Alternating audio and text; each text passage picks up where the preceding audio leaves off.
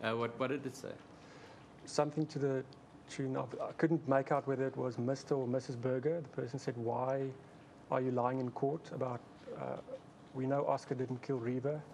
It's not cool. Come on, man." Something of that nature. I can't remember exactly, but was in a way intimidating. And it is remarkable that it is not in her statement, not in your statement. She testified about it to describe, and you come and you testify about it in the same manner. Mr. Johnson, it's not about the time. It's about the exact same word. Not in your statements, only in her evidence, fading. And then in your evidence, fading.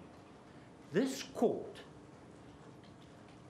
is really entitled to something, and that is that witnesses come to court not contaminated, uncontaminated, give that independent version so that the court can listen to this witness and to the other one, because witnesses are not always reliable. Sometimes they're not lying, but there are many times a reliability issue. And the only way to satisfy yourself then about reliability is to maintain a strong independence in versions.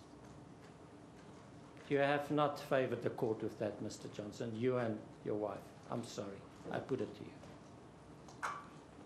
You could just as well stood together in the witness box. That's what I put to you. What do you say to that? I don't agree Aren't you with going your a statement. bit too far, Mr. Rowe? Maybe I won't, it's for the court to decide, my lady, I won't take it to that point. I withdraw that.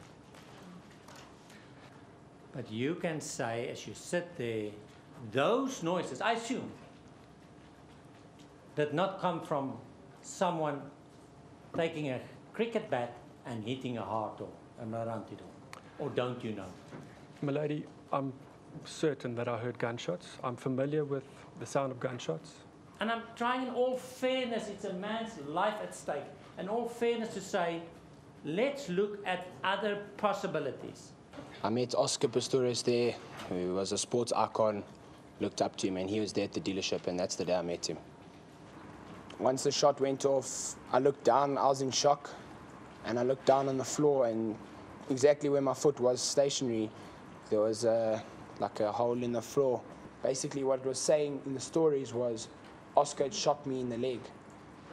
That's when I stood up for myself, and I went back to the media to protect my career, and I said, that's nonsense, because I wasn't shot. When the firearm was handed to him underneath the table, and he wanted to make sure that it's safe.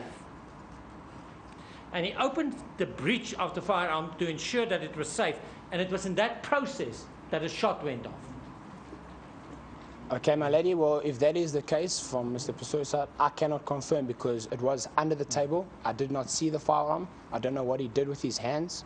I don't know. What did Mr. Pistorius say to Fresco? Well, once the shot was fired, Mr. Pistorius, my lady, was in complete shock from what I do remember. The first things he said were he was apologetic. I cannot say what he said. I'm very sorry. I'm sorry, Kev. I'm sorry, Darren. But he was very apologetic. That part I do remember. I heard a loud bang, which I thought could have sounded like a gun, but I was hoping not. I thought maybe it was a balloon or something else. And I asked the guys, I said, guys, what happened here?